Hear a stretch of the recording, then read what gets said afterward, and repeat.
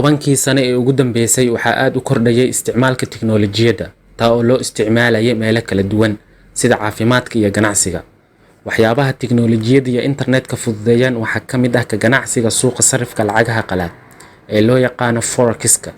Ka ganacsiga suuqani wuxuu soo jiray muddo fog, laakiin ka ganacsigiisa waxa uu qaas u ahaa kaliya bangiyada iyo millionaires-ka. Dhamaadka sanadka 2012 ayaa aniga iyo adigaba iyo dadka caadiga ah ee nala midka ahi waxa ay fursad u heleen inay ka mid noqdaan dadka ka xamaasha suuqani.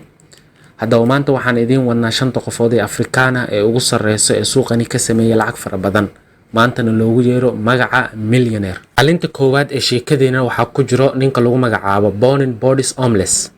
Waa 25 jir South African ah, ahna asaasaha macadka forex-ka lagu bartay ee loo yaqaano Dual Forex Institute. Celcelis ahaan 5 bilood ee la soo dhaafay lacagta uu suuqani ka sameeyay waxaa lagu qiyaasaa inay tahay 6.3 milyan. Kaalinta labaad ee sheekadeena waxaa ku jiro ninka loo yaqaano DJ Code, laguna naanayso dulaalka suuqa forex-ka, forex broker killer. Waa 23 jir naafa ah. Celcelis ahaan suuqani lacagta uu ka sameeyay 5 bilood ee la soo dhaafay waxaa lagu qiyaasaa inay tahay 5.4 milyan.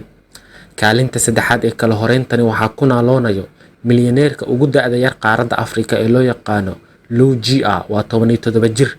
Celcelis ahaan suuqani 5 bilood ee la soo dhaafay lacagta uu ka sameeyay waxaa lagu qiyaasaa inay tahay 5.2 milyan. Kaalinta afraad waxaa ku jiro Johnson Noah oo lagu naanayso Forex King, waa 20 jir. Celcelis ahaan suuqani lacagta uu ka sameeyay waa 4 milyan 5 bilood ee la soo dhaafay. Kaalinta shanaad waxaa ku jiro asaasaha macadka forex-ka lagu bartay ee loo yaqaano Fundamental Biblog, ahna ay ictiraaqaha istiraatiijiyadda loo yaqaano Babai Strategy.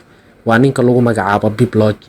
Celcelis ahaan 5 bilood ee la soo dhaafay suuqani lacagta uu ka sameeyay waxaa lagu qiyaasaa inay tahay 3.5 milyan.